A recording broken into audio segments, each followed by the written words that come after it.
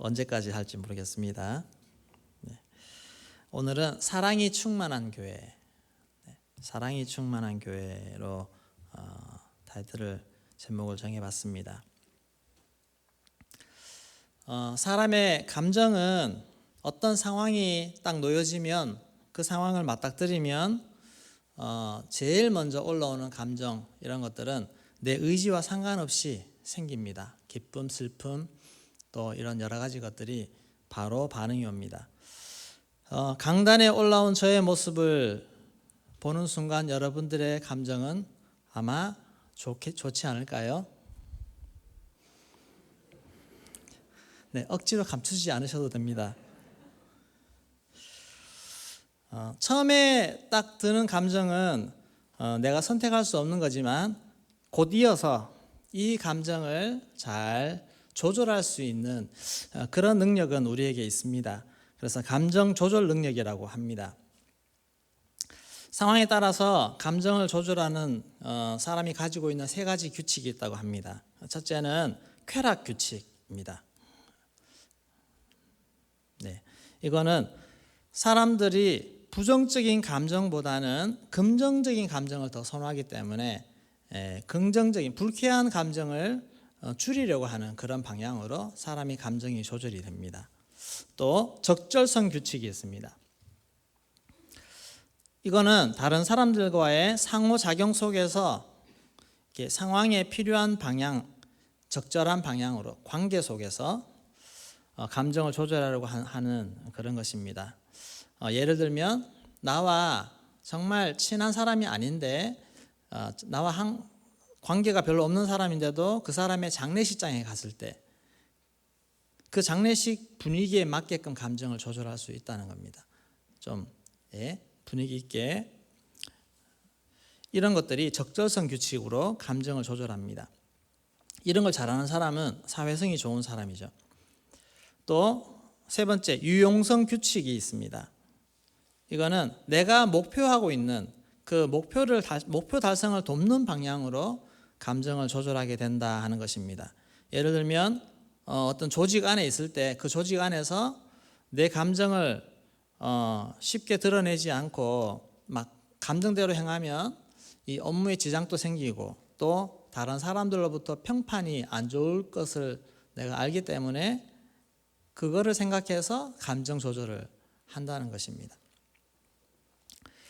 이런 사회학자들이 이런 마음을 분석해서 이런 규칙을 찾아낸 것 같습니다. 사랑하는 마음, 내가 누군가를 사랑하고 하는 그런 사랑하는 마음도 조절이 가능할까요? 어느 정도 조절은 할 수 있겠죠. 사랑하는지 안 하는지. 특별히 사랑하지 않는 싫은 사람 앞에서도 내가 티를 안 낼 수도 있습니다. 근데 마음의 중심을 완전히 숨기기는 어려울 것입니다. 부부가 함께 살면서 부부에게 서로 사랑하는 마음이 없는데 그 마음을 숨기고 사랑하는 사람처럼 해서 언제까지 살 수가 있을까요? 그렇게 살기는 불가능한 일 아니겠습니까? 남녀가 만나서 제일 먼저 남녀가 서로 만나서 사랑하는 감정이 생기게 되면 이런 감정은 주체할 수 없이 올라오지 않습니까? 첫사랑이 바로 그렇습니다. 첫사랑은 그냥 보기만 해도 설레고 안 보고 있어도 보고 싶고 생각만 해도 설레고 그렇지 않습니까? 그래서 그 감정이 생기면 나뿐만 아니라 주변 사람들도 다 압니다. 노래가 저절로 나오고 얼굴에 웃음이 저절로 핍니다. 그 두 사람이 결혼을 했습니다. 결혼하고 마냥 행복할 것 같은, 마냥 그런 감정에 빠져 있을 것만 같은데 어느새 감정이 사라집니다. 나도 모르는 사이에 감정은 점점 사라져버리고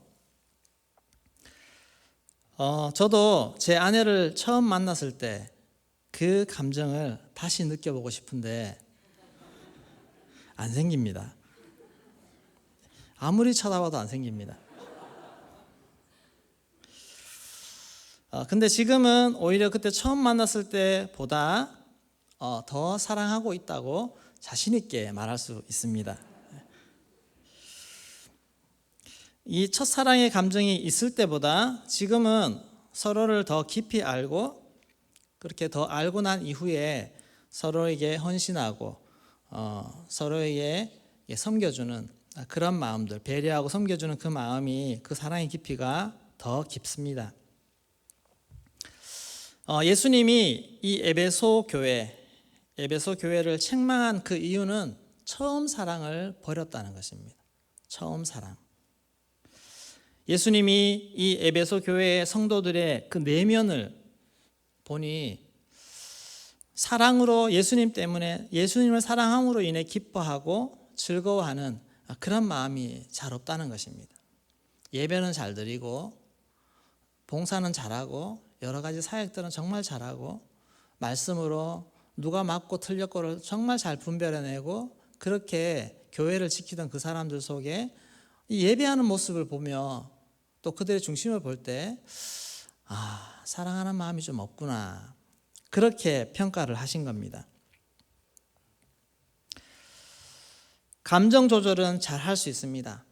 내가 안 그런 척, 찬양할 때도 좀 손도 들어가면서 표정도 지어가면서 얼마든지 감정 조절은 잘 할 수 있습니다. 근데 하나님은, 중심을 보시는 하나님은 아니라는 것입니다. 행위도 있습니다. 수고도 있습니다. 또 핍박까지도 잘 견뎌내면서 인내합니다. 또 니골라당이라고 하는 그 시대의 대표적인 이단, 영지주의 이단과도 잘 싸워서 승리를 했습니다.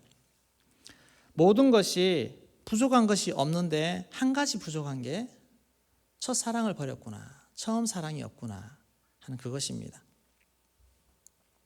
구원의 감격이 머리로는 있는데 가슴에는 남아있지 않는, 찬양할 때 그렇게 막 감격이 올라오지 않고 기쁘지도 않고 그냥 입술만 동하고, 말씀을 들을 때에도 깨달음, 그냥 지식적인 깨달음 말고 내 가슴에 울려오는 영적인 도전, 깨달음, 이 말씀이 참 오래전의 일이고 아멘 하지만, 인정은 하지만 내 가슴을 정말 울리는 그런 말씀으로 다가오지 않는 이런 마음의 상태 아니겠습니까? 말씀에도 잘 순종합니다. 그래서 죄도 잘 안 짓습니다. 그런데 왜 마음은 차갑지? 왜 마음은 기쁨으로 가득 차지 않을까? 아마 이런 모습을 보시고 예수님이 에베소 교인을 향해서 네가 첫사랑을 버렸구나, 첫사랑을 놓쳐버렸구나, 그렇게 말씀하는 거 아니겠습니까? 저는 이런 마음을 오랫동안 가지고 있었습니다.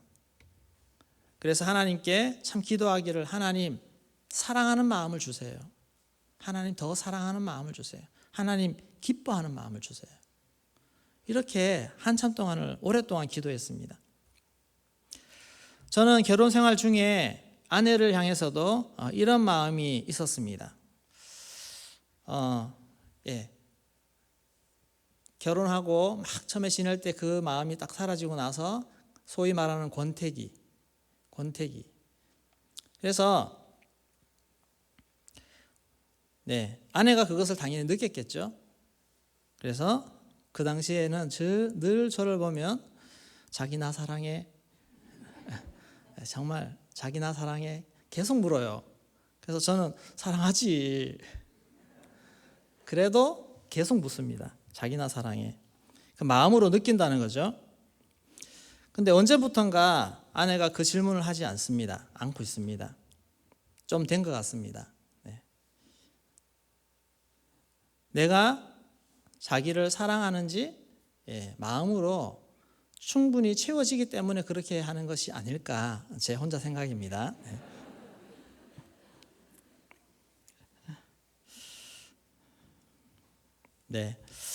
아직도 참 부족한 게 많지만 하나님을 향한 저의 사랑도 예전과 다르게 점점 커지고 깊어지는 것을 느낍니다.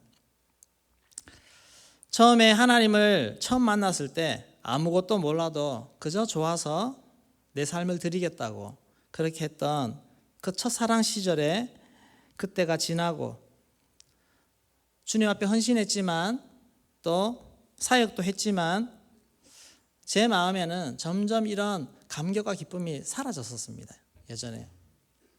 그리고 행위만 남았고, 심지어는 찬양 사역하면서 가서 열심히 찬양하고 반주할 때는 잘하다가 설교 시간에는 너무너무 지루하고 따분해서 그냥 나가버리고 싶은 그런 마음으로 사역할 때도 있었습니다.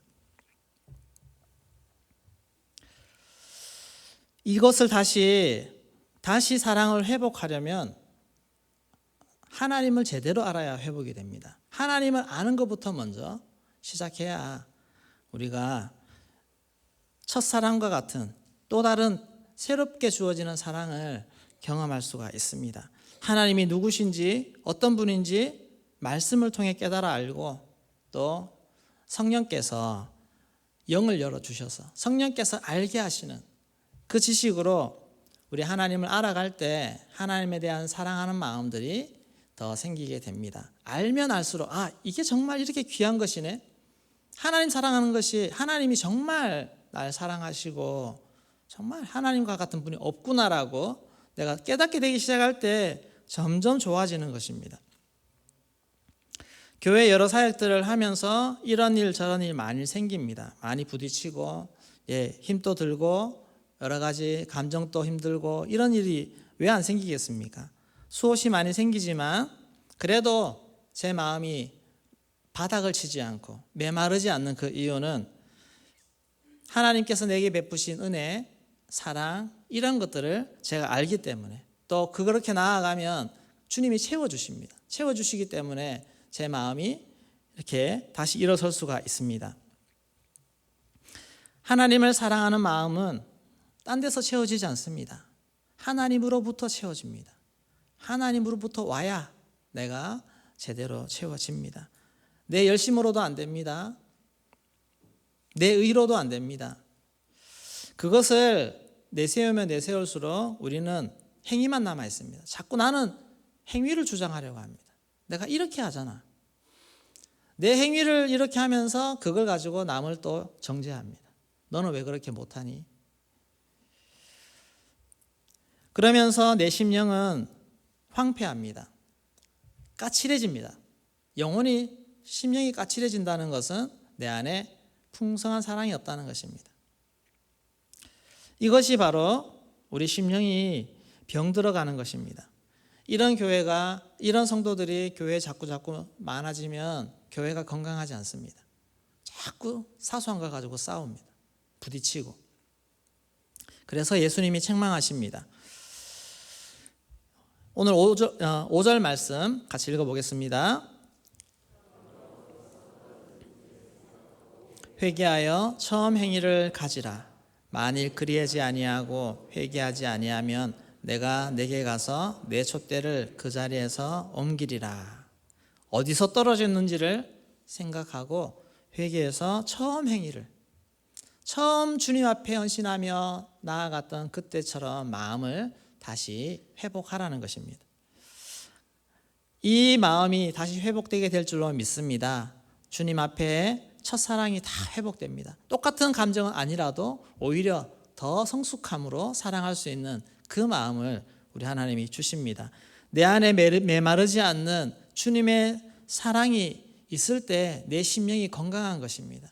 한번 나를 보십시오. 내 마음은, 내 심령은 건강한가? 지금 건강한가? 사랑은 서로를 깊이 알고 신뢰할 때, 그럴 때 진심으로 교통할 때 생겨나는 것입니다.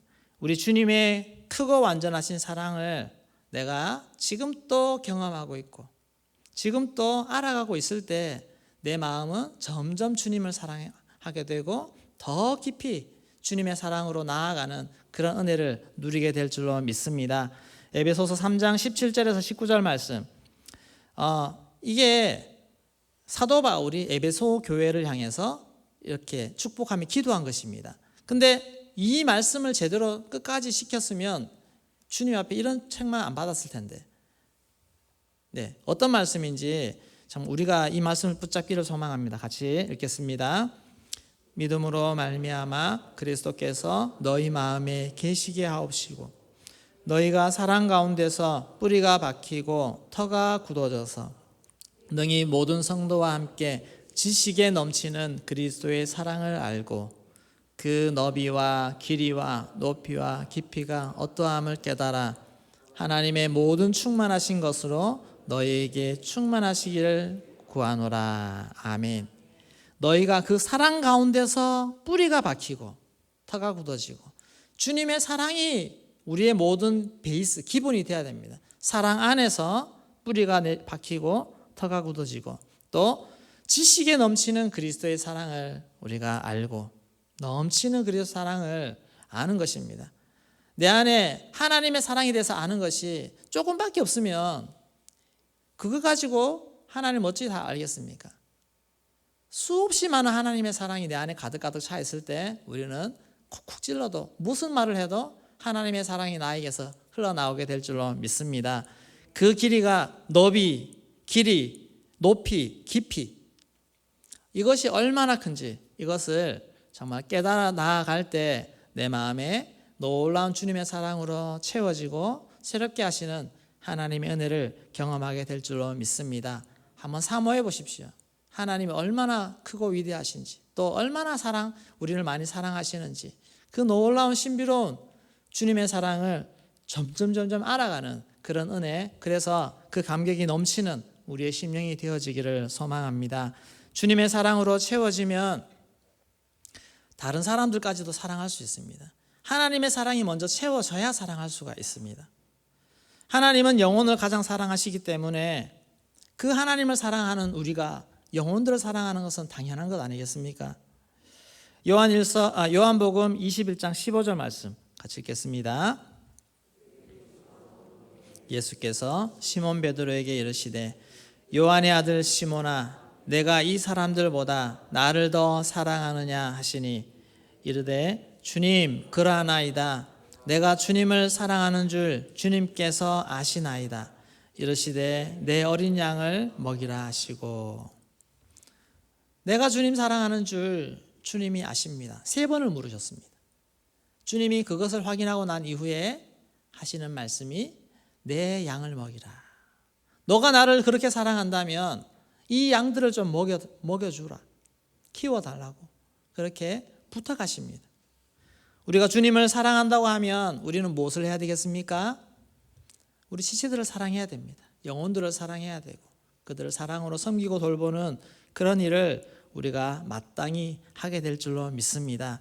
사람을 율법으로 정죄하고 판단하는 그 마음이 아니라 주님의 마음으로 한 영혼을 바라보고 그 영혼을 사랑할 수 있기를 소망합니다. 심지어 이단과 같이 정말 그런 사람을 분별해 된다 할지라도 그를 향해서 주님의 사랑의 마음을 가지고 그들을 대할 수 있기를 소망합니다. 그것이 사랑의 사람인 줄로 믿습니다. 하나님을 뜨겁게 사랑하고 사람을 뜨겁게 사랑하는 그런 건강한 교회, 강력한 교회가 되기를 주의 이름으로 축원합니다. 우리 찬양하겠습니다.